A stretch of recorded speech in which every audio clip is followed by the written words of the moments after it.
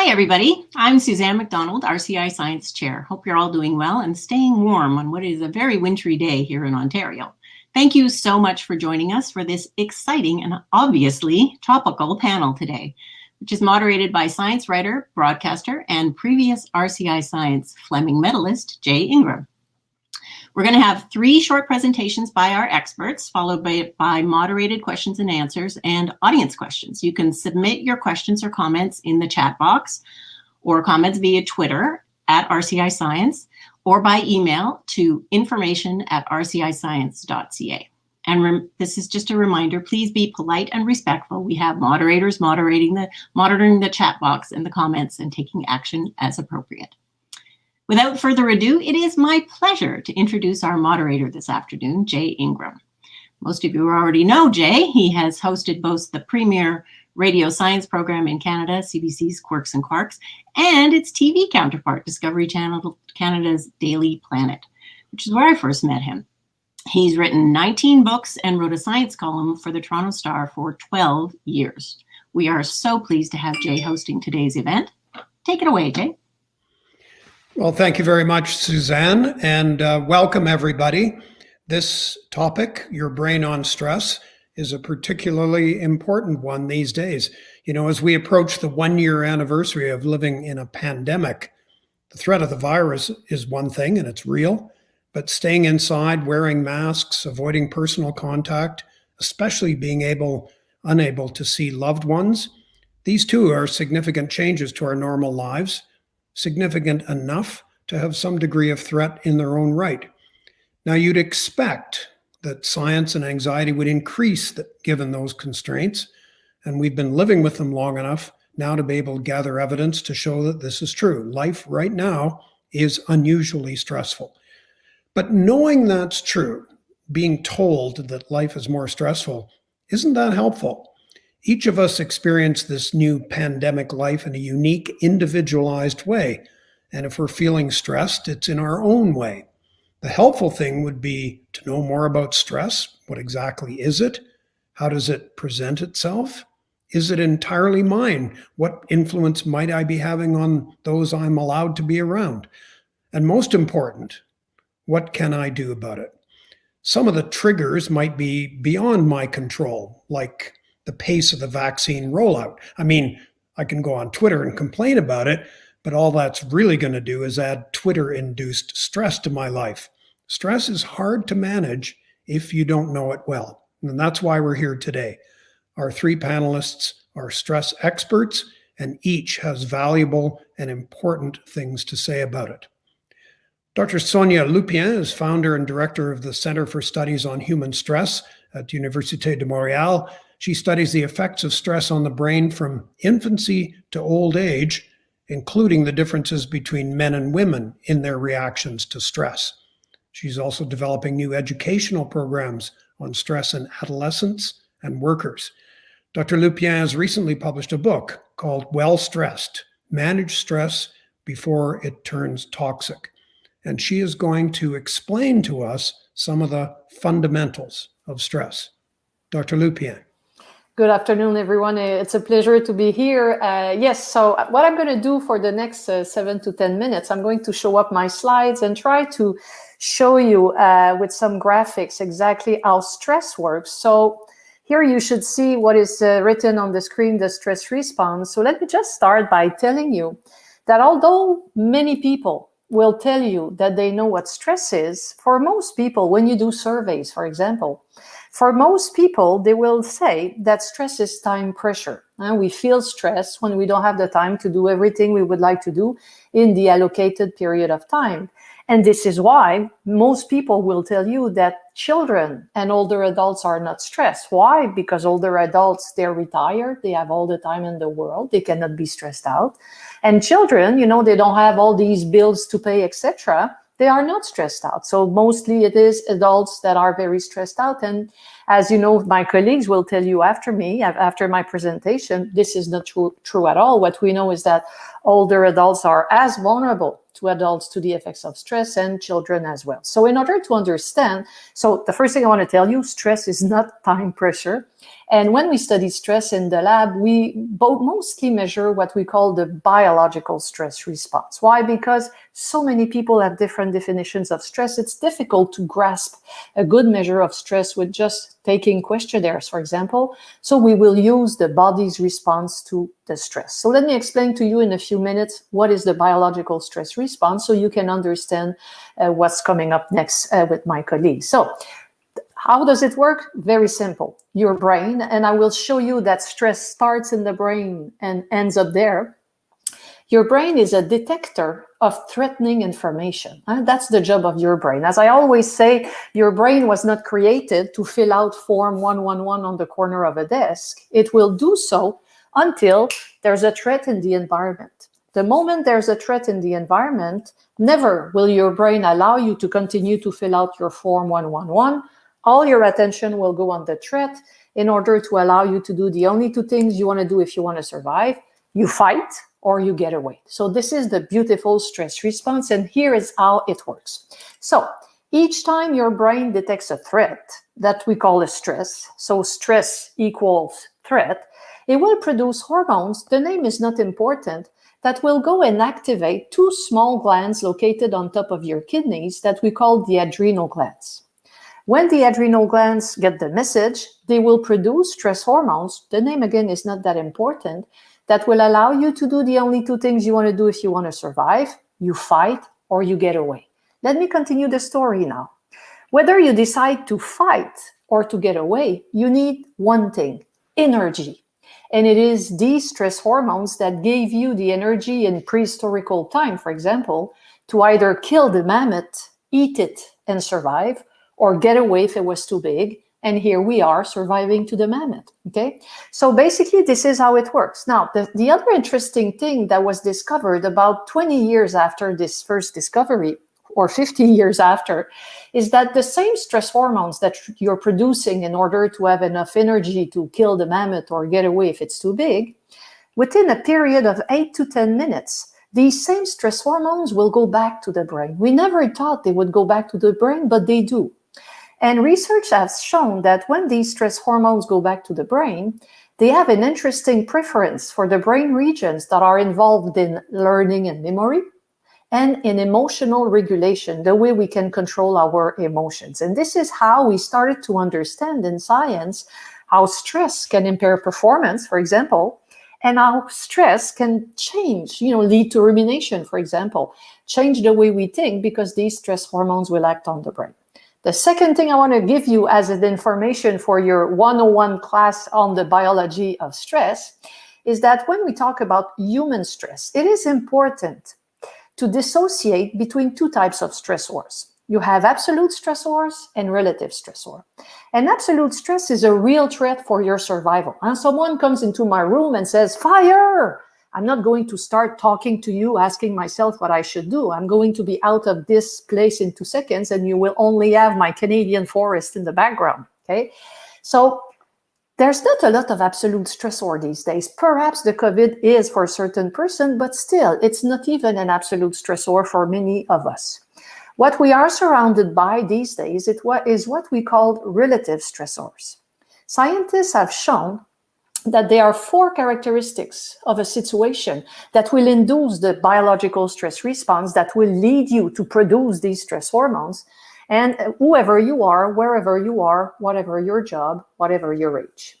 I challenge you to find a situation in your life that you find stressful and that you cannot explain by at least one of these 4 characteristics. You won't be able to find one. And the last thing you want to know is that the situation doesn't need to have all 4 characteristics to induce a stress response. The more you have, the worse it is. And if there is only one thing you want to remember from my talk, it is this, and I'll give you an acronym to remember. So, in order for a situation to induce a stress response, it must be novel. It must be unpredictable or unpredicted. It must be threatening to your ego. Your ego is your personality. For example, someone questioning your capacity to do your job at the coffee machine on a Tuesday morning in front of colleagues, the little feeling you have when you go back to your office is a stress response. And finally, you must have the feeling you don't have control over the situation. Each time you're facing one of these 4 characteristics, your brain will detect a threat, a relative threat, and produce stress hormones. In order for you to remember these 4 characteristics, we always use the term nuts, don't go nuts with stress. Novelty, unpredictability, threat to your ego, and sense of low control. So this is the biological 101 class on stress. I'll stop here. Thank you very much, Dr. Lupien. Boy, lots of interesting stuff there to think about, and I'm sure that's going to generate some interesting questions from our audience. So thank you again. Our next speaker is Dr. J.D. Baines. He's a professor of physiology and pharmacology at the University of Calgary. He's also a member of the Hotchkiss Brain Institute. His research is an effort to understand how the brain processes, remembers, and adapts to stress. Recently, his lab has discovered a surprising, startling mechanism through which stress can be transmitted to others. Dr. Baines. Thanks, Jay. Hi, everybody. It's really a delight to be here. I'm going to just follow up a little bit on what Dr. Lupien talked about, and she gave you a lot of great insights on how stress affects you. But what I want to talk about is something that Jay just mentioned. It's a little bit different, and that is talking about how your stress affects those around you, and in turn, how their stress is affecting you. So there's 2 ideas I'd like to discuss. And just at the outset, as you think about these ideas, they're a little bit unnerving. So the first idea is stress contagious? And if the answer to this question is yes, then the second thing I'd like to talk about is how does it transmit from one individual to another? Okay, the first part, is stress contagious? I think intuitively, we all sense that it is. When others around us are stressed, we sense this. And in turn, their stress makes us stressed. I think we've all felt this. But we've also felt the flip side. When we're stressed, having others around us can help us feel better, right? So this is a little bit of a conundrum that we in my lab and a number of other labs around the world have been thinking about quite a bit. So one of the things that helps us understand this conundrum and how it works is the realization that these are not uniquely human conditions. So stress generates in us a negative emotion or negative emotional states. These emotions, though, are just external reflections of a negative or positive internal state. So in other organisms, what we call a negative or positive affect. Okay? And these affective states have been around in organisms and have existed far before any human-like individuals roamed the earth. And knowing about these states allows us to begin to study the transmission of stress. And so what we've learned along with our work from many other scientists around the world, is that many organisms, from fish to ants to mice to dogs and cats to us, are able to transmit their internal states, their emotions, to others. So to understand how this happens and why this happens, it's important to understand that all of these organisms that I talked about are very social creatures. And being social has a lot of advantages, of course. It allows you to share information about resources. It allows you to share information about dangers, right? That's why social groupings evolved. But as part of the evolution of those social groupings, signals also evolved that allowed us to transmit information about things like danger to others, okay? And so others, without having to be exposed to the danger, started to detect signals from us. And so in humans and in many other organisms, the way that we transmit information about stress or the danger or threat that we feel that Dr. Lupien alluded to is in a few ways. One are cues that are associated with with stress. So for example, the pitch of your voice might change, how quickly you walk or pace a room might be a little bit different. You might sigh. So these are all cues, but they're not necessarily tied explicitly to stress. The other thing that we think about are stress signals. So these are biologically conserved signals that have been around for hundreds of millions of years. And these signals seem to increase when we're stressed. One of the signals that's been best studied are alarm pheromones.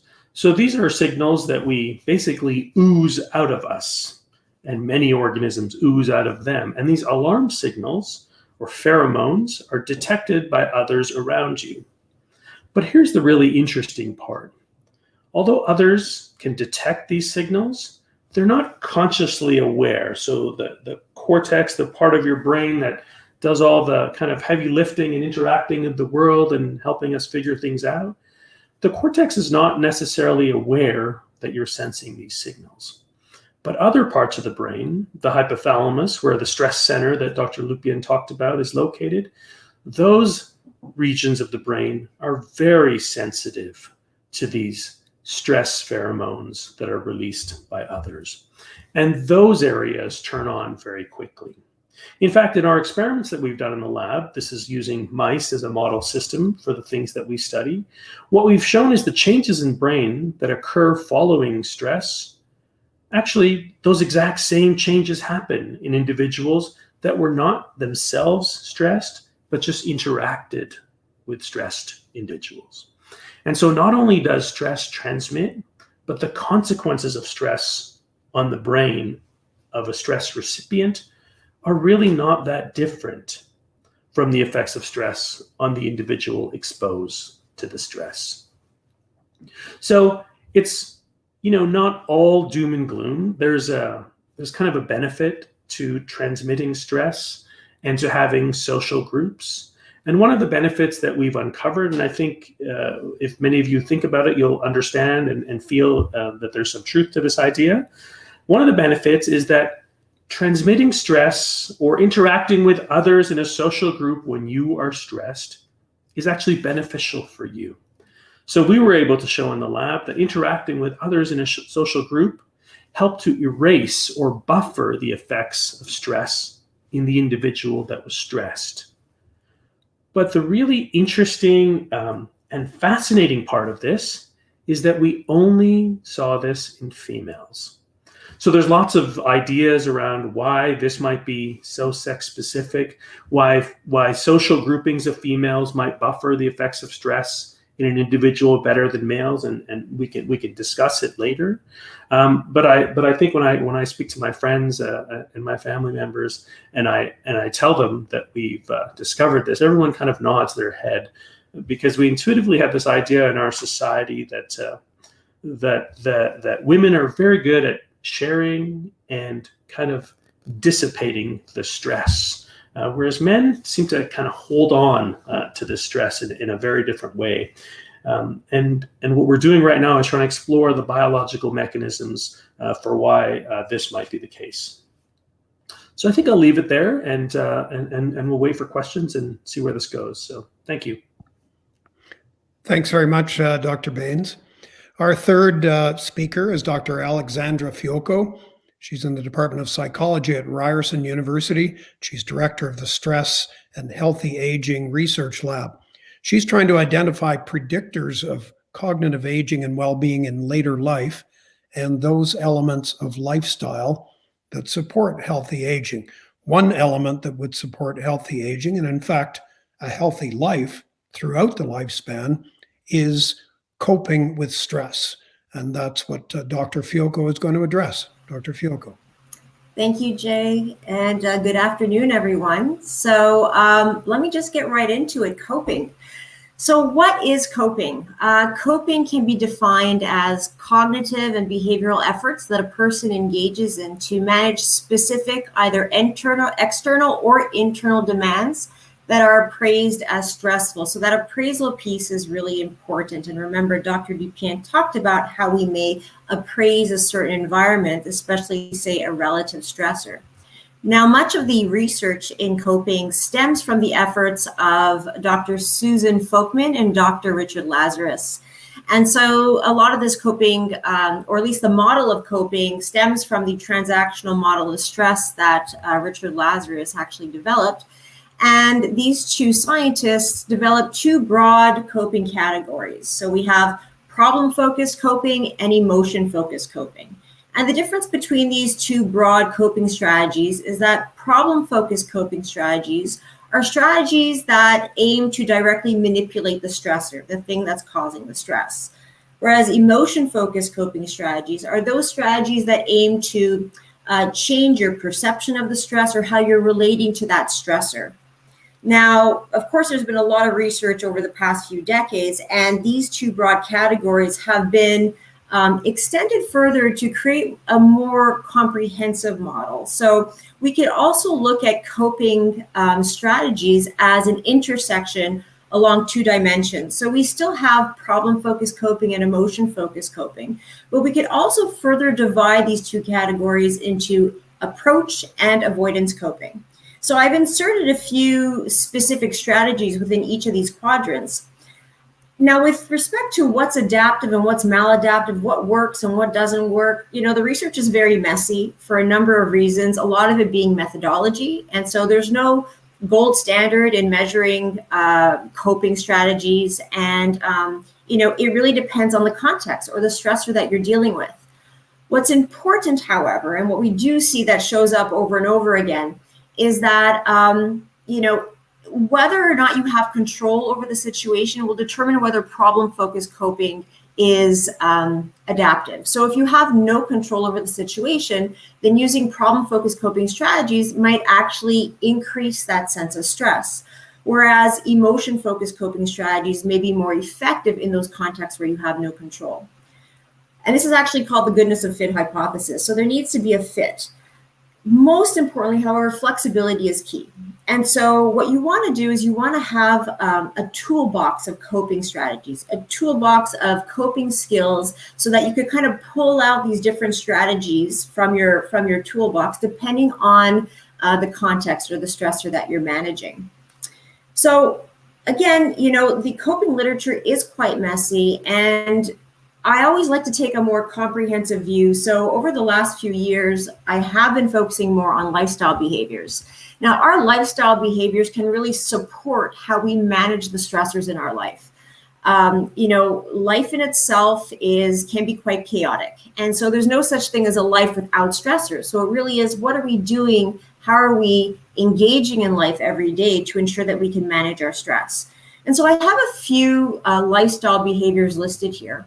And so the first is dietary intake. So one thing is that our diet interconnects with chronic stress or with stress.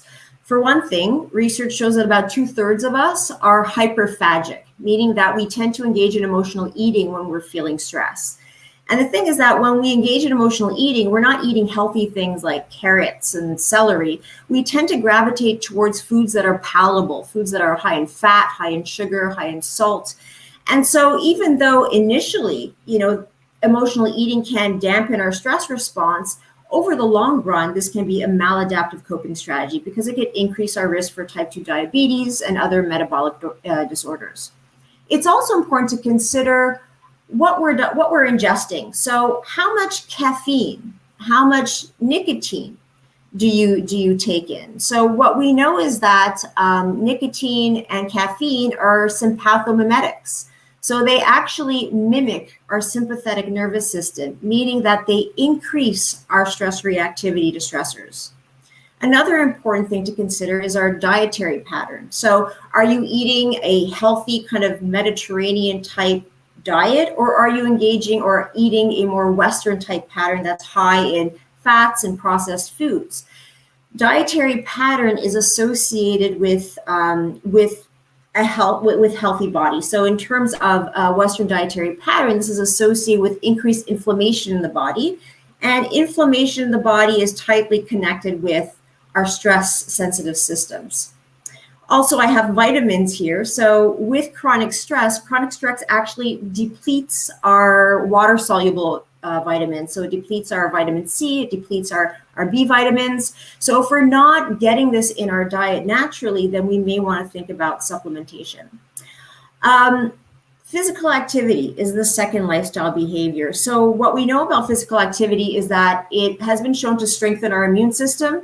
It strengthens our cardiovascular system. And research shows that physical activity modulates the stress response. So people who are physically fit actually show lower physiological reactivity, so those stress hormones that Dr. Dupien had mentioned, as well as less negative affect following a stressor.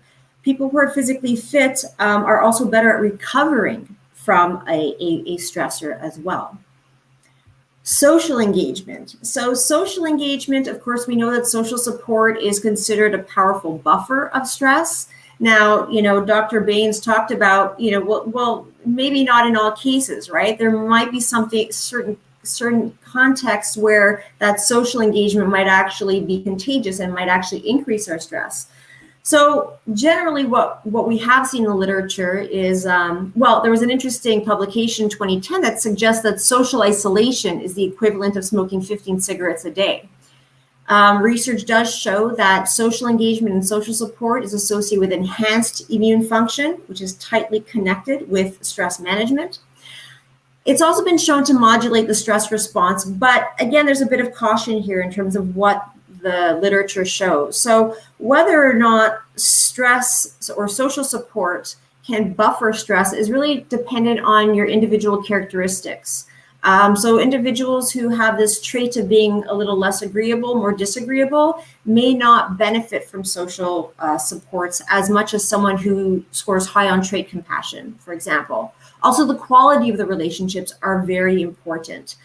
So there's research that shows that if you have more ambivalent friends, that this type of social support from ambivalent parties may actually increase your stress response.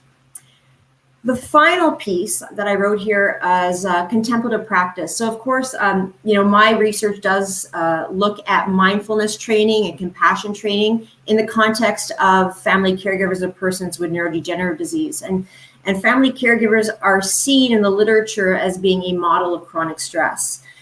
And so what has been shown in the literature is that, mindfulness training, compassion training, that this is associated with reduced stress reactivity in the laboratory. It's also associated with decreased perceptions of stress and decrease in reported depressive symptoms, which is associated with stress as well.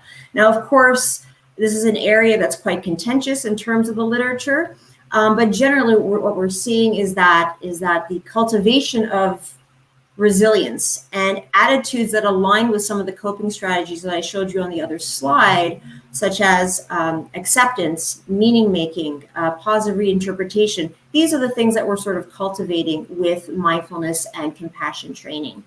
So at the end of the day, we have to question, we live in this chaotic world. And so how are we coping? How are we managing day to day? And how are we sort of cultivating sort of the skills in order to be able to thrive in the context of stress rather than being overwhelmed in the context of stress? Well, thank you very much, Dr. Fiocco. Wow, 3 fascinating presentations, all kinds of ideas to deal with. We now encourage you to start putting questions in the chat box that you'd like our panelists to discuss. But first, before we're actually going to take questions, we're going to play a game. That's right, a game with a kind of serious intent. It's called Some Questionable News. Now, the subject of stress and what can be done about it is as susceptible as to misinformation as any other subject in science these days. So what we're going to do is we're going to present headlines, 4 of them. They may have actually appeared in the media somewhere, or they may have been just created by the Royal Canadian Institute staff. And our question is not, do you agree with the headline or not? No, it's not that. It's, do you think this was an actual real headline, or do you think that we just made this up? So, clear, everybody? All right, let's have the first headline, and I'll give you a few seconds to think about it. Demi Moore's missing teeth. can stress really make teeth fall out? Now, I'm not asking you again, I'm not asking you if that's true. I'm asking you, was this a real headline or was this made up? Panel, what do you think? I'm going to say the National Enquirer would probably write something like this. Yeah, so you think it actually appeared somewhere? Yeah. Yeah, I agree too. Yeah. Sonia, I'm pretty sure. it was real? Let's have a look. Yeah, it was. And it was on Live Science, which, you know, I look at regularly, so may have to. We won't even get into whether that's actually possible. Okay, second headline: ice cream, everyone's cure for stress. Well, you know, Dr. Fiocco did talk about diet. Was this a real headline? If it wasn't, it should have been.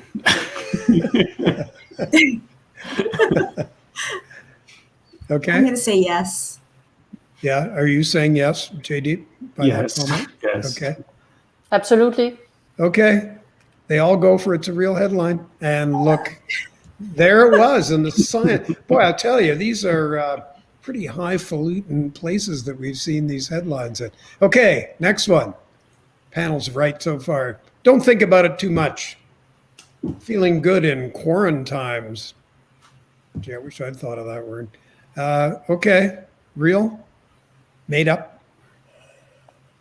Perhaps it's my French, but I have problem understanding the semantic of this title, but sure, why not? Yeah, real? Yeah. I'm going to say no. I don't think it's catchy enough. Yeah, I'm going to go with made up as well. Oh, okay, you mean you're judging it on style points? Not content?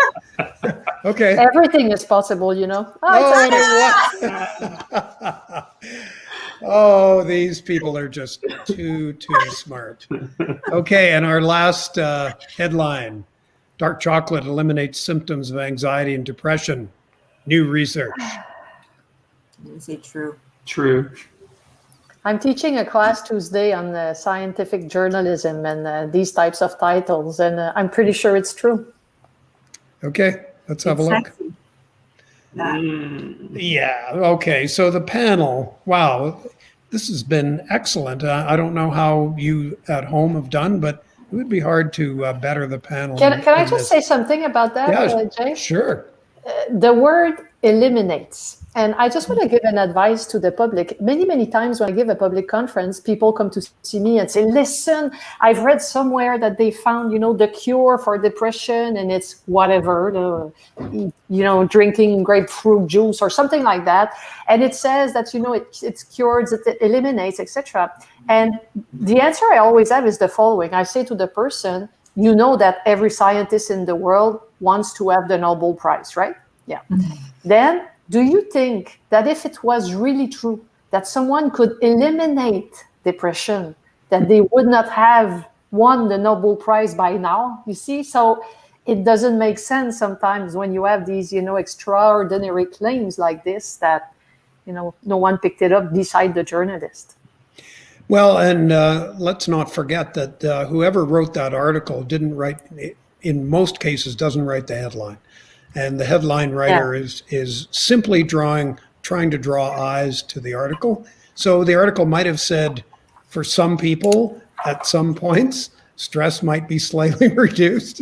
And, you know, that just becomes eliminate when you're under a lot of time pressure, which, of course, is stress for the headline writer. Actually, to start the question period, Sonia, you know, when you said it's not the combination of time and pressure, because both young and old suffer from stress. But then when I looked at when I listened to you describe the characteristics, something novel, something unpredictable, a threat to your ego, and a sense of no control. You know, as someone who's had a freelance career, and you suddenly find yourself with way too many assignments that you kind of wanted, but you didn't want them at the same time. They meet all those characteristics. It's new. I didn't know this was going to happen. My reputation will be shot because I'll do a terrible job on these things. I have no control. So it's no wonder that time and pressure are seen as being linked to stress. So even though it doesn't apply across the age span. Is it true that time and pressure are one of the significant causes, that combination of stress? The thing is that what we have found in our studies is that the definition that people have of stress will determine what they figure out is stressful for them and the way they will deal with it. So when everyone thinks that stress is time pressure, many people will say, no, it's time pressure. They have a lot of problems understanding that, someone threatening your ego at the coffee machine could explain, the headache you have later on and that you will attribute to something else. So it's quite important for them to understand that time pressure, as you said, is nothing else than someone losing control over time, the same way that this person can lose control over their health, their marriage, their finance, but it's a loss of control of time. But it's one aspect of the stress response, the same way that Alexandra was saying, coping, there are many, many ways. We found that it's quite important to say to people, there might be some spies out there that you don't know are stressing you because you're putting all your attention on time pressure and you're forgetting all the rest that could, lead to a stress response, and you don't see it under your radar. And yet it has some effects, as Jaydeep was saying. This might be a fault. Yeah, Can go I ahead. add to that? Please. Sorry. Also, just recognizing that there are some people who love working under time pressure. Yes. So, stress is in the eye of the beholder. And so if someone is saying it's time pressure, well, it's important to get them to identify, well, what is it about time pressure? Is it threat to ego that if you don't meet this deadline, you'll be perceived poorly? Or so I think you really have to look at what is creating the stress or what's being perceived as stressful, and really look at those ingredients to be able to identify what is it. Yeah. I'd actually say that the absence of those kind of time pressures can also be stressful. If somebody feels they're most effective at working at a high level, suddenly when there's nothing to do. Yes, if I can add something to this, and Alex knows about this, there's an inverted U shape between stress and performance and well-being. So a little bit of stress is good. It is necessary to increase your vigilance and give you, the energy you need to do something, get out of bed and work. And to a certain level of resistance that is very different from people to people, you're going to have the negative effects. So some people, some of my colleagues, and perhaps myself as well, are starting to realize that a lot of the low well-being we see, for example, in students is an under-stimulation. There's not enough stress anymore, because you have to understand that going to school and asking yourself whether she's going to talk to you or whether they will, these are good stress that are not there anymore because everyone is confined at home. So we may see now the effects of understimulation. So that's exactly why it is so important to separate all these characteristics. Jaydeep, you were going to comment? Yeah, I was going to comment because one of the things I think that we're talking about around stress that Dr. Lupien and Dr. Fiocco raised is this idea of having control in stress. I think this is a really, really critical piece that we need to think about. So, for example, you mentioned that some people under time pressure actually do well, and that's because previously they've done really well, and so it's a situation over which they feel like they have a lot of control. Yes. And what a lot of work has shown, a lot of experiments have shown, is that being able to exert and know that you have control and learn to have control in one stressful situation actually transfers to other situations, even if they're completely unrelated situations. And so the sense, the perception of control is a really critical feature in how we manage and cope with stress. Yeah. I know when I feel stressed, but I'm not sure I would know how any of you experience stress. And so is there a wide range of responses? And well, I'll ask that. It's a very bad habit to ask two questions at the same time. So I'm going to ask the one. Is there a wide range of responses to stress? An amazingly wide range. You have physical signs. Some of them, for example, the pupils will dilate. So if you look, you're sitting at the dinner table, very fun to see this with children.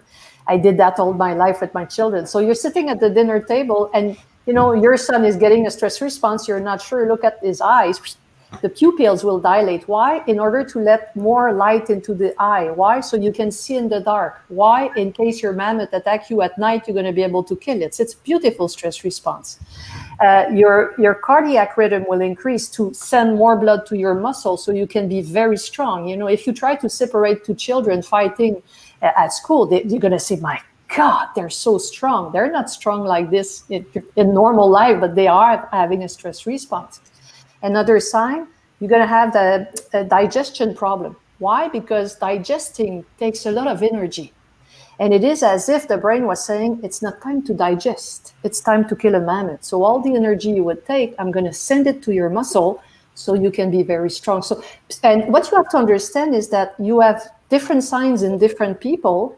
And in one person, stress can come out one way on Monday and on another way on Wednesday. And just to finish, you have, because of the stress hormones acting on the brain, you have psychological signs. You're going to have a lot of rumination, and Alex knows a lot about that. Then your hamster will start to be hyperactive. And what is a hyperactive hamster? It's a brain that has detected a threat that you did not negotiate yet. And since the job of the brain is to help you survive, it is as if the brain was saying, you have to deal with this. You may have some memory problems, not because you're Alzheimer, but because the most important information for your brain is the threatening information, so you're not memorizing other stuff. And one of the signs, everyone knows about this because everyone got one since the beginning of this pandemic, you're going to have what is called, and I'm going to talk about that, you're going to have what is called spontaneous anger. You're gonna get angry, and this is, one of the signs that has been studied in animal research by Mary Dahlman for many, many years. So these are some of the signs. That's good, and there are follow-ups to this, but one of our questions from the audience is very directly connected to what you just said. So let me, even if you say roughly the same thing, let me forward this question. What about GI symptoms in children? For example, tummy aches about going to school. So you've already explained that that's a stress. How can it be reduced is the viewer's question. I'm going to let Alex answer that because she's good at the way to decrease the stress response, and abdominal breathing would be one of them, but Alex can follow up on that. Yeah, so I mean, that's just it.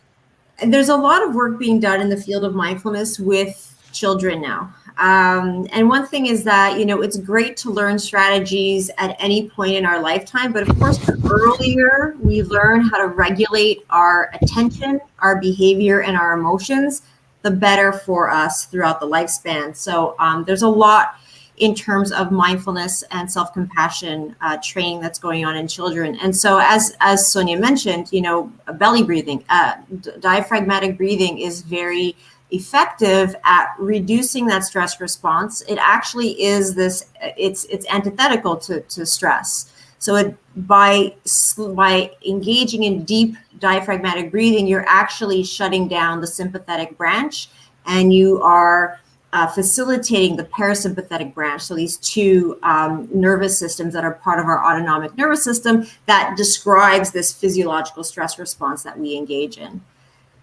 Not that I'm skeptical about that, but I could envision that being very difficult with a young kid who's nervous about going to school. Yeah, but this is why doing it over and over again is important, right? It's not something that everyone gets right away. Like anything, if you want to become good at something, you have to train. Even a child has to train at piano or playing soccer or what have you to get good at it. So it's something that it's something that needs to be trained.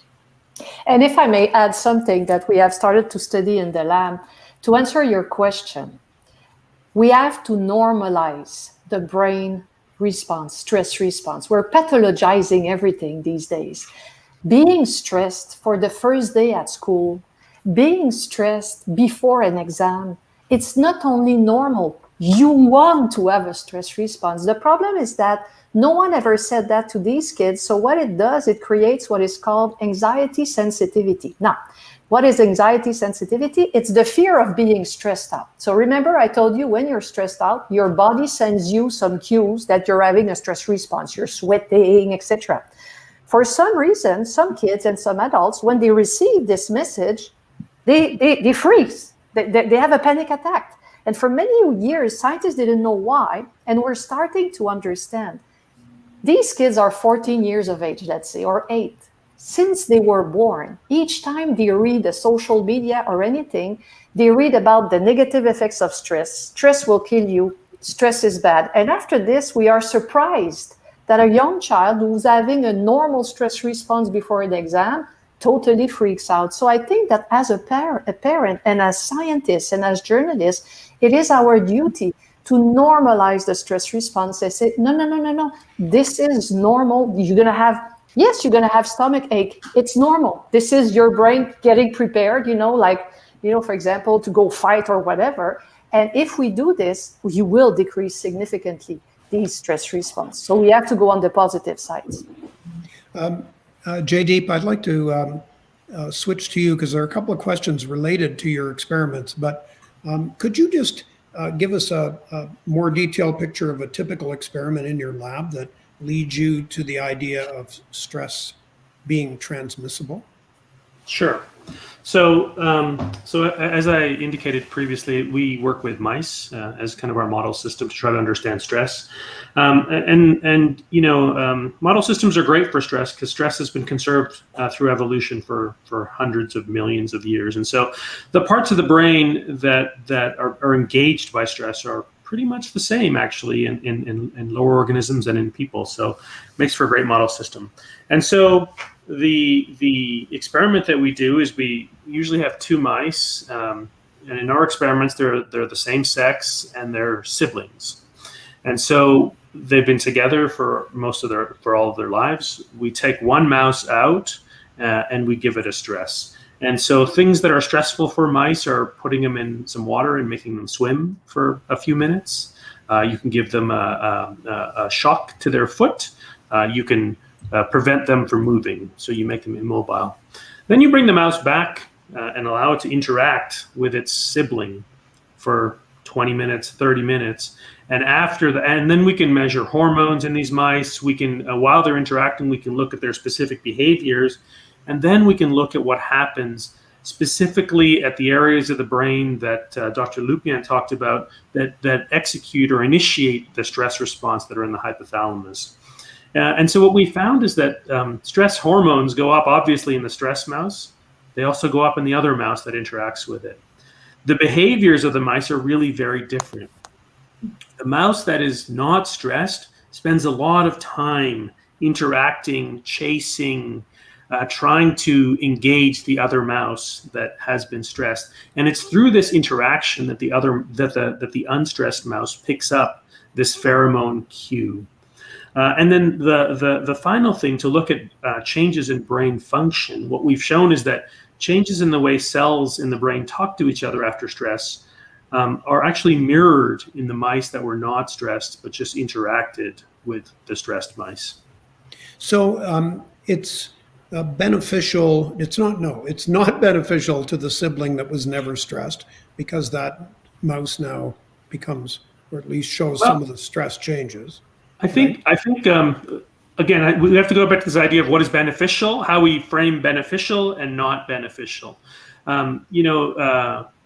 Evolutionarily, it's beneficial because you're receiving information about a threat without having experienced the threat. It's a huge benefit, right? Yeah. The dimensions of the information you get are limited. So you don't know that the threat was over here on the left, but you know generally there was a threat. So it's almost like an inoculation when we think about viruses, right? Like you have a little bit of information that says, something not very good happened. I may just need to lay low for a little while. So that's very helpful.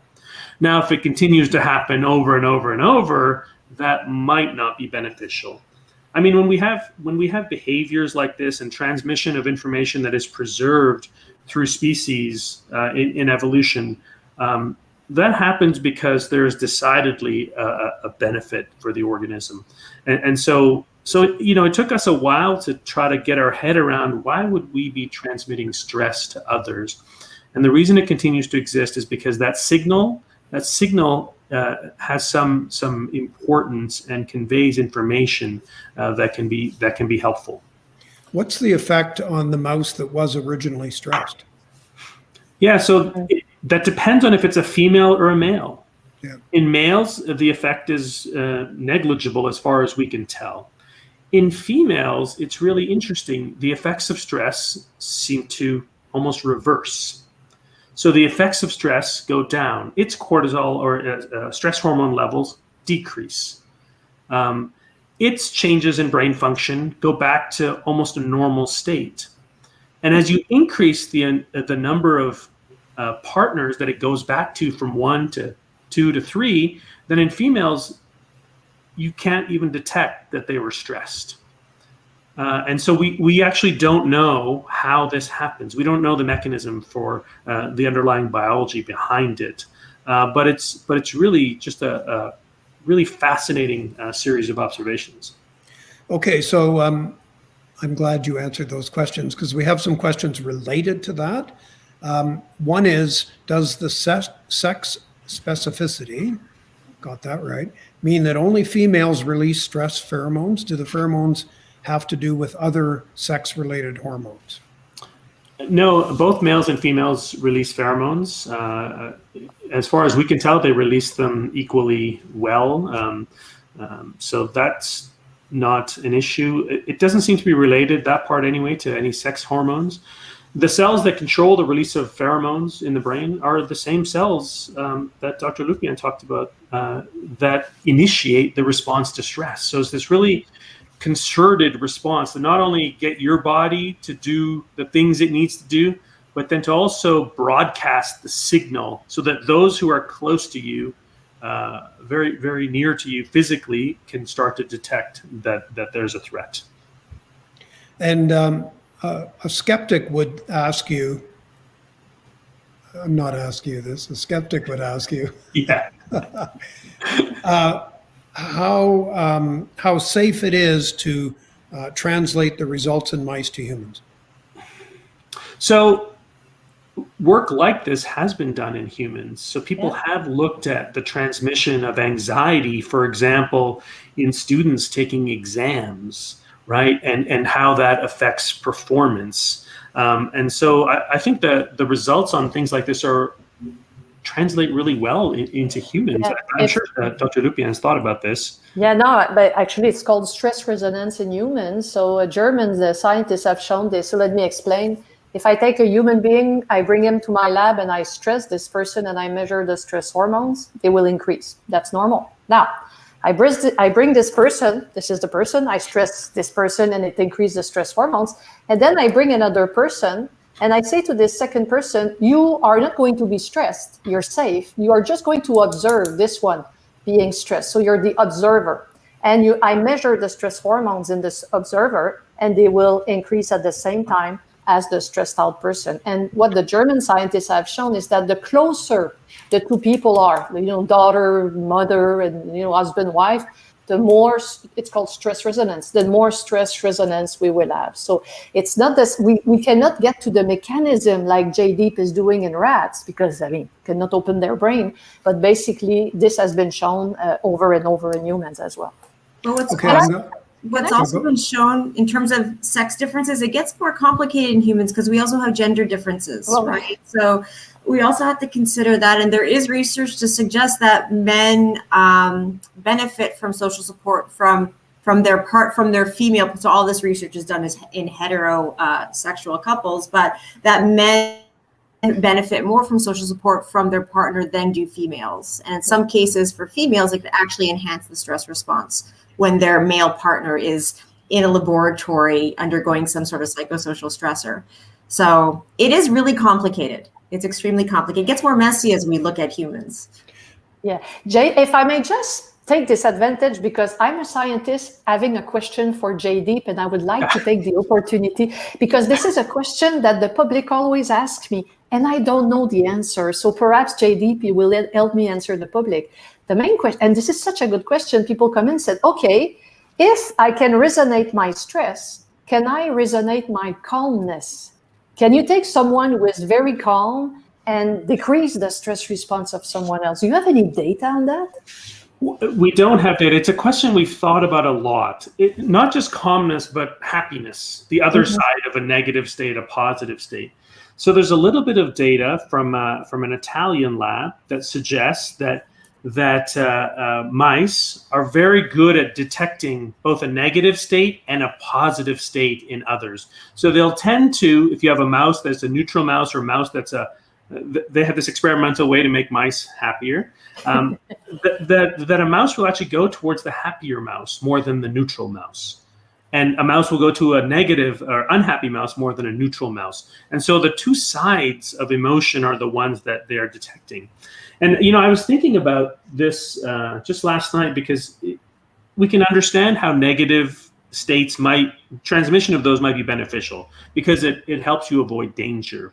And it's kind of hard to understand how positive states might help. But then I realized that one of the things I really missed in this pandemic is live sporting events. If you ever go to a live sporting event, the transmission of that positive state, it's contagious. You feel it. And so I wonder if the transmission of that will require greater numbers. It's a weak signal that's amplified by having many, many others in the same state. So that's something we think about. But the calm part is a very hard experiment for us to think about in terms of how would we do that experiment, right? But yeah, it's a terrific experiment. Yes. So I have a question here that I'm going to put out anyway, just so that the viewer gets it answered, but I think it's already been answered, but I'd still invite comments. From what I know, it's widely debated whether or not humans can actually detect pheromones. Has there been any new research that confirms that people can detect them subconsciously or not?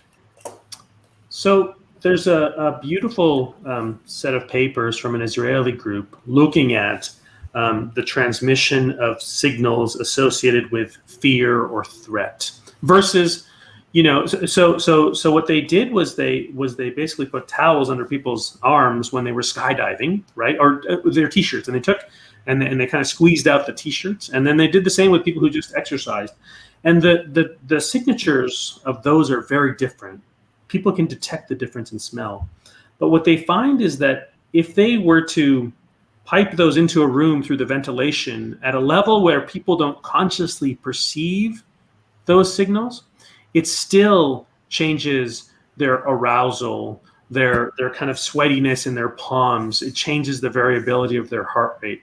So I think that's pretty clear that we are able to detect. And when we think about the way the brain is organized, sensory inputs from the olfactory system, our nose, our eyes, there are direct inputs that go down to these stress areas that never get near the cortex, okay? And so it's very possible, I would say yes, that subconsciously we do perceive these signals without consciously being aware that we're perceiving the signals. Okay, here's a change of pace. Can stress be transmitted through online interconnections? Online stresses me out all the time. I've seen one paper, again by the German scientists. They asked themselves, the stress resonance. So that I just explained, you have to be in the same room, right? So they said, okay, what happens if the observer is behind a window, a false glass or whatever? And they found that even if the observer is behind a glass, yes, you can have stress resonance. So that was the first study. Then the last one, it's not published yet. I think it's a preprint. So this PhD 2 student, what she did, she said, okay, can it go through a computer? So what she did, she stressed out people in the lab and then she filmed them. And the beauty is that she was measuring stress hormones. So she knew those who had small increase in stress hormones versus those who really, reacted to the stressor. So she could have, kind of different stress magnitude. And she presented the videos to observers, who were watching the video on the computer. And she found some elements of resonance. Now, we have to be aware of this because these are, as Jaydeep and Alex were saying, very, very complex studies. The results, I'm explaining the results very clearly to you. They're not that clear.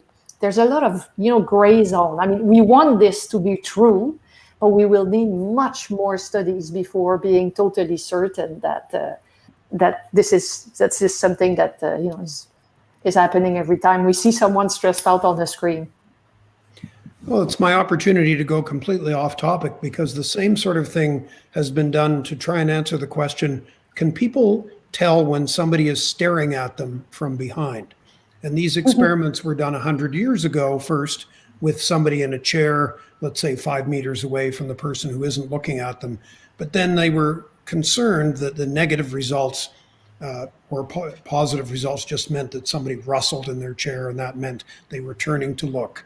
And the last set of experiments, which were ambiguous, actually had the starer in one room in a building looking into a TV camera and the monitor being in the other room with the person being stared at, and still no conclusion. Anyway, Alex, I've got a question for you. What is the best kind of physical activity and mindfulness practice for reducing stress?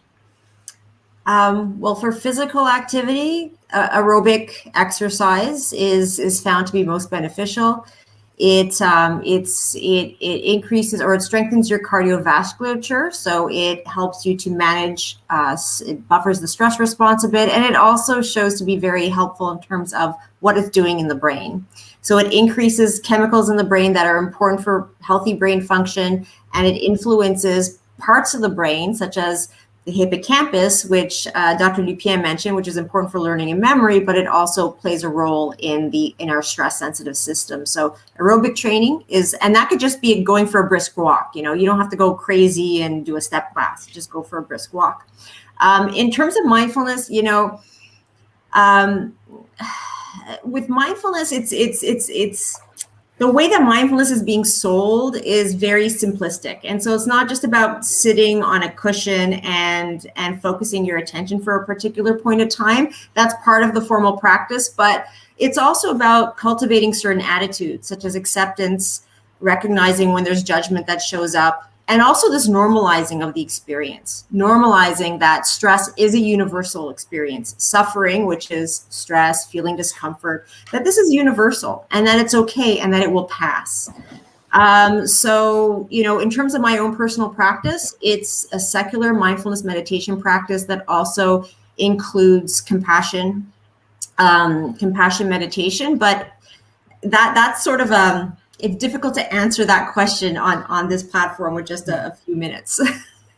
If I may just add something, there's a very good book, perhaps, that I know the public really like, and I don't know if, Alex, you will agree. It's by Barbara Fredrickson, Love 2.0, which is quite an interesting book on the power of compassion to, stop a stress response right there. And so what Alex is a bit talking about, I think it can be found in some of what she will write in this book.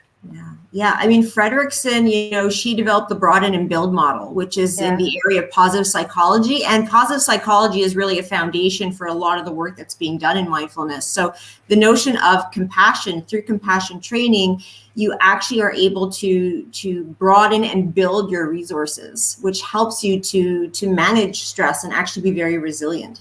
Mm-hmm. Dr. Lupien, we just heard again that you had mentioned the hippocampus, central piece of the brain for learning and short-term memory, and stress hormones impact that. Does that suggest that you wouldn't learn as well or you wouldn't remember as well if you were stressed? I've worked on this for 21 years. Alex is laughing because Alex was my student. I'm so happy to see her there as a scientist. I feel like a proud mother. So she knows I've been working on that. So for 21 years, I've studied the effects of stress on memory performance. And yes, it does decrease performance. But let me tell you the first thing it does. Before memorizing anything, you need to pay attention to this thing. So if you don't pay attention to what I'm telling you right now, you will never memorize it because, you did not pay attention. So there are many, many types of attention. And the most important type of attention you need in order to memorize something is what we call selective attention. And selective attention is the capacity of your brain to discriminate between what is relevant and what is irrelevant for you. And your brain will only memorize what you find is relevant. So if you're taking notes at home, based on what I'm saying, and I was comparing your note, it would not be written the same thing on your piece of paper because you're writing what you think is relevant and you're writing what you think is relevant. If I do an exam tomorrow morning, one of you two will be in big trouble because I'm deciding what is relevant. This is important. Each time, every year in my class at university, some students come to see me after my exam and say, Professor, I don't understand. I studied and I had 60%. Why? And I say, simple. Because at the time of taking notes in the class, you were not able, I'll tell you why in a few minutes, to discriminate what is relevant from what is irrelevant. So you spend the entire week studying what was irrelevant. Now, you can think it's quite easy to do this, but it's quite difficult. And the first thing that stress does is kind of taking paint and splashing this between relevant, irrelevant, and at some point you don't know what is relevant anymore. And I've worked so many years with stressed out people that when you sit with someone who is very stressed out and you say, tell me how you feel, they will always do this. They will say, no, important, not important, left by. They're totally unable to discriminate between what is relevant and what is irrelevant. The first sign that stress gets to your brain for me is that I was seeing this in my kids, for example, when the stress starts to, get chronic and access your brain, that's the most important thing that stress will do. Alex, you mentioned the four sort of categories of things that reduce stress: physical activity, social life, meditation or mindfulness, and diet. There's at least one question that's come in about asking if there's any evidence that during COVID, people's diets have changed. But I'd like to broaden that and look at the four and ask, to me, social interaction would surely be inhibited by COVID. So is there any evidence building that in any of the four factors, some have been hit harder by the pandemic than others? That's an interesting question. In terms of research, I'm not that familiar if there's anything that's been published just yet. I think that there's a lot of research going on in terms of what COVID is doing. And it's going to depend, right? We know that if someone is experiencing chronic stress and if they don't have the proper coping strategies in place, then they are likely, going to perhaps make some poor choices. But then some of it was, in the beginning of the pandemic, everyone was baking bread, right? And so how did that impact our diet? And I have done, right now, it was a qualitative study looking at older adults and the lived experience of older adults during the pandemic.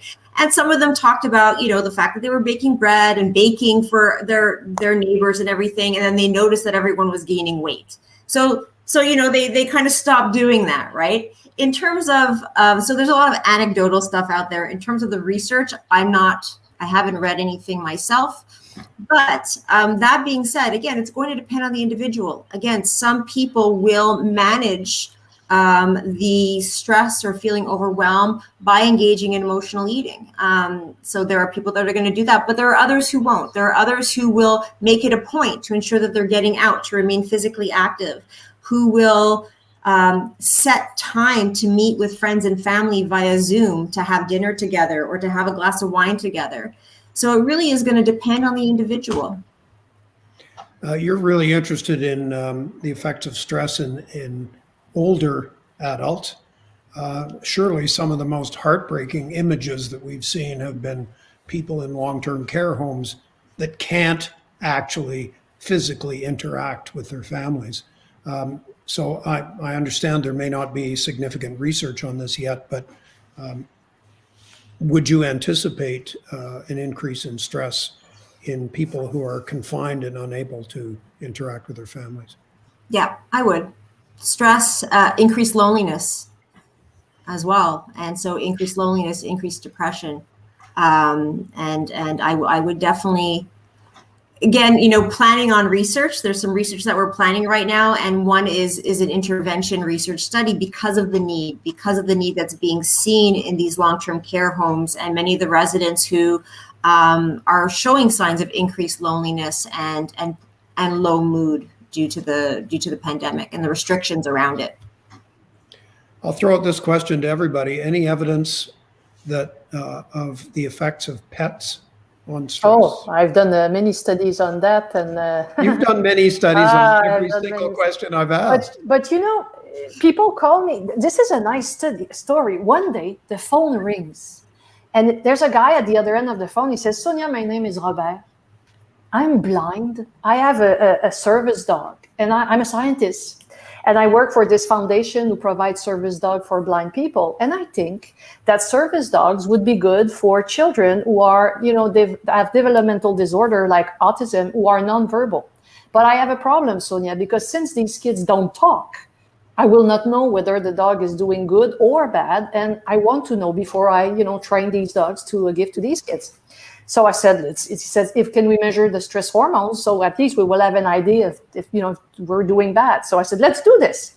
So we've done this study in many, many children. So what he did, he measured the stress hormones 2 weeks before the introduction of the dog in the family. And then the dog was there for 4 weeks. And then they took out the dog. So it was an ABA protocol, as we call in science. And Robert, after that, died of a heart attack. So this is a detective story, because I said to myself, this guy tested about 70 families and we have no idea about the results. So we were able to find his wife, get the computer, get the data. We analyzed the results and published the paper with him as first author, just as a tribute to all the work that he did. And it was the most significant decrease of stress hormones I ever saw in my life. I mean, before the introduction of the dog in the family, the stress hormones were high. And then when the dog is there during the 4 weeks, because he was measuring it every week, and then when the dog was out, it increased.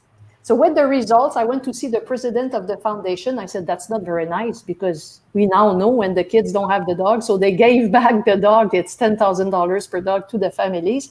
And today, they are giving service dog, but not after a second study, because when I was talking to them, I said, okay, fine, but if it's the parents that are very stressed out by the dog because they have to take care of a dog plus a child with autism, you have to do a study where you will make sure that it doesn't have a stressful effect for the parents as well. So they did this last study, and now based on this. So there are many, many studies. The first study that was done actually on the effects of pet was done by a veterinarian, that's difficult for my French, who was more concerned about the dog. So he wanted to know whether the stress hormone of the dog was decreasing when someone was petting the dog, and it does.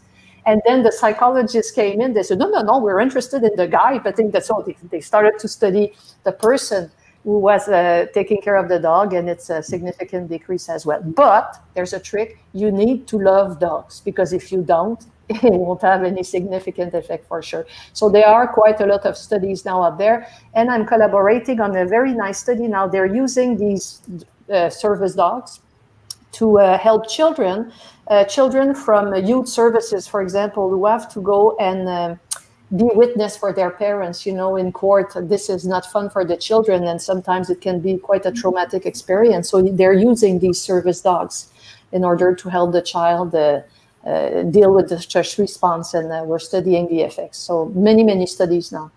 And I don't know if it can be translated, because that's always the question, to rabbits and cats, and we don't know. It's the dog is quite a popular participant in the studies, but we don't know if you see this with other pets so far. Well, having to be a dog lover kind of rules out Jaydeep doing this experiment with stressed mice. Yeah. And Jaydeep, I have a question for you. It's on the human side of this, but do you think different levels of empathy can affect how one person catches another person's state like stress? Yeah, that's an interesting question. I mean, one, there's always kind of individual variability in any experiment you do from mice up to humans.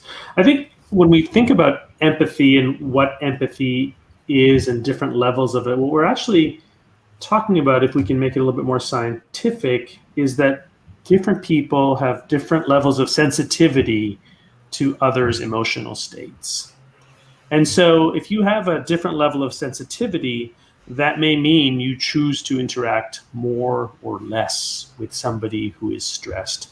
And so then I would say that yes, your chance of transferring or receiving stress from others may in fact be determined by how much empathy you exhibit, or how empathetic you are, and how much you interact with that person. So I don't have any data to support this idea. Maybe Sonia does, but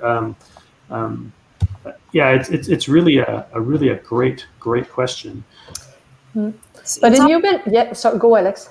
Oh no, go ahead, Sonia. I just wanted to say, in human research, it's easy to do, but in animal as well, as JD was saying, it's easy to do present or absent. But different level of severity of a stressor or different level of empathy is extremely difficult to it's very difficult to study this way. This is why you don't see a lot of results on that. It's also important to differentiate between empathy and compassion. So there's quite a bit of research in the area of positive psychology looking at the difference between the two. So with empathy, you put yourself in that person's shoes, and you could actually feel the distress that that person is sensing, and that could actually be harmful for the individual. It's also associated with activation of parts of the brain that are associated with the pain centers of the brain. Whereas with compassion, it's sort of, you're able you're able to be present with what that person's experiencing, but it's also their pain. It's not your pain. And so in that case, persons who display high levels of compassion in the context, this is associated with different circuits of brain activity. So circuits that are associated with motivation, so dopaminergic, dopamine systems in the brain. So, if you think about caregivers, this is in the area of caregivers. So if you think about caregivers and this notion of compassion exhaustion, it really is this empathy exhaustion that caregivers are experiencing, where it's not just about being able to empathize with the person, but it's also being able to recognize that it is their pain and you could be there for them. And by not internalizing that person's pain or stress, then you can actually help them through the process. Which just underlines just how challenging and difficult being a caregiver is. We have a few minutes left, and I would like, if you wouldn't mind, I'd like to ask each of you to maybe describe one study that you're embarking on or that you're in the middle of, not asking for results, but just to give our audience a sense of where or what some of the directions stress research is heading. Can we do that, JD? Sure. So so I'll just talk about two things very quickly. One of them, both of them extend from this transmission of stress idea.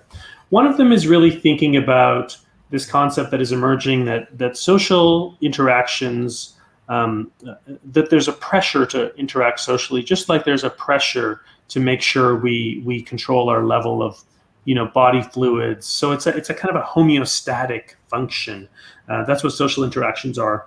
And so we're starting to do some experiments to see if we can shift social pressures a little bit, really motivated by what we're seeing a lot in COVID with loneliness and social isolation, and thinking about whether that will change social pressure, make individuals want to interact more socially or less socially.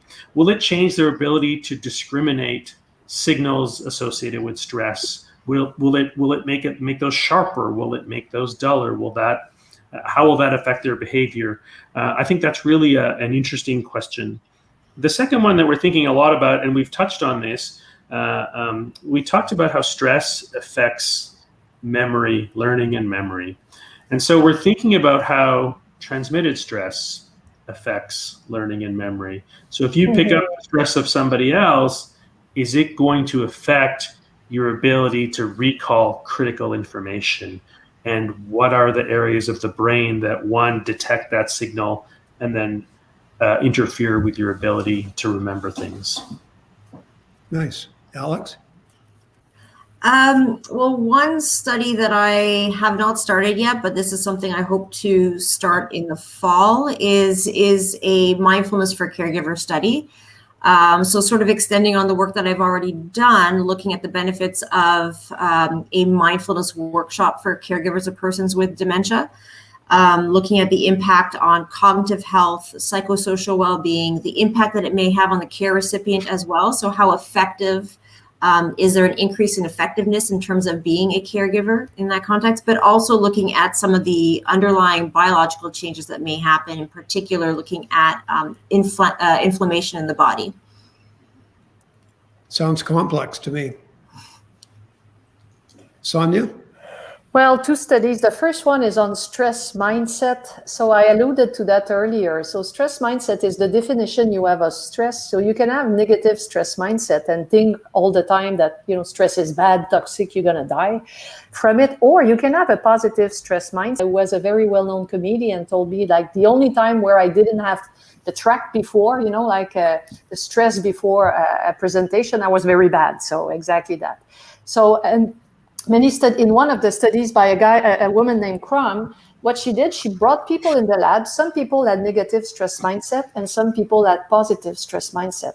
And she measured the stress hormones of these two groups and found that those people who had negative stress mindset produced more stress hormones than those who had. So the way you see stress will determine if you produce stress hormones a lot or not. Now, after that, she took people who had negative stress mindset, and for a week, she showed them videos with the positive effects of stress, and she was able to decrease the stress hormones in these people. And then she took people who had positive stress mindset, and for a week, she showed them videos of the negative effects of stress, and she was able to increase stress. So in these times of COVID, if you look at all the headlines, kids will die. I mean, you have 97% of children who are going to be this is too high. And by doing these types of things, we are putting negative stress mindset. So what I'm doing with all of my students, we're trying to counteract this and teach children with, videos, etc., that they are totally able to deal with this stress, or the human body has been created to deal with it. We would not have survived to the mammoth if it was not the case. Yes, we're going to have side effects, we're going to have headaches and everything, but we are okay with this. So to see whether we can decrease it. And the videos we are doing so far are extremely popular with the children because they're very avid about that. So that's the first type of study. The second type, which is very interesting to me, is a methodological research. In research, it's called a selection bias. And Alex, I'm sure you're going to be interested in that. When we do research, I'm a stress scientist. I do research. I will put an ad on Facebook or in the newspaper, and I'm going to say, are you stressed out? Or a study on stress and memory. And JD doesn't have this problem because he's working with animals, but with humans, we have what is called selection bias. Now, who are the people answering my ads? Can I really generalize my result to the entire population? So those who answer my ads, are they those who are very stressed out, who are trying to find cure for themselves? Or are they the Zen people? Or are they just, random people? And I think when we're going to know about this or organizing stuff, we need as scientists to have this critical point of view. And this is, the capacity of science to auto-correct itself, as we call it. Because we need to make sure that the conclusion that we get from our studies can be generalized to all of you. If not, then we're going to have to change the way we recruit people. I have no idea how, but we're going to have to do that. So that's the things that keep me busy these days, Jay. All three are really fascinating, and we will all wait with curiosity to see how those turn out. I just have to thank you all very much for this. This has really been a great, great panel.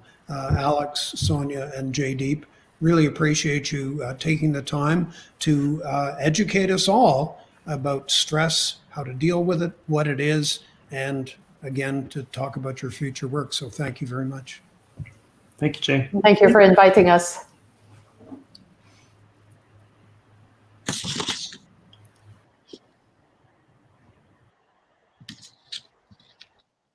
Great. Well, I'd like to thank all of our speakers and Jay for a fantastic afternoon. We hope you enjoyed today's discussion and you feel less stressed about being stressed. I feel a little less stressed, although I'm drinking caffeine, so that's probably not good.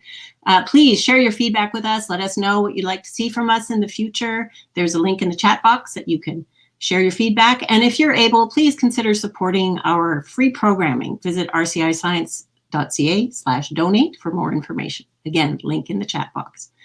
Next month, join us for a chocolate taste test. I hear that chocolate eliminates anxiety and depression, or maybe I got that wrong. And we're also going to have an astronomical detective hunt as we search for the source of fast radio bursts. Very exciting. And we also follow along on us on Instagram with us for cool takeovers from scientists across the country. Details about all of our upcoming events can be found on our website, rciscience.ca/what's-on. Again, link in the chat box. Thank everyone. Thank you so much for joining us. Don't go nuts, and see you at the next event.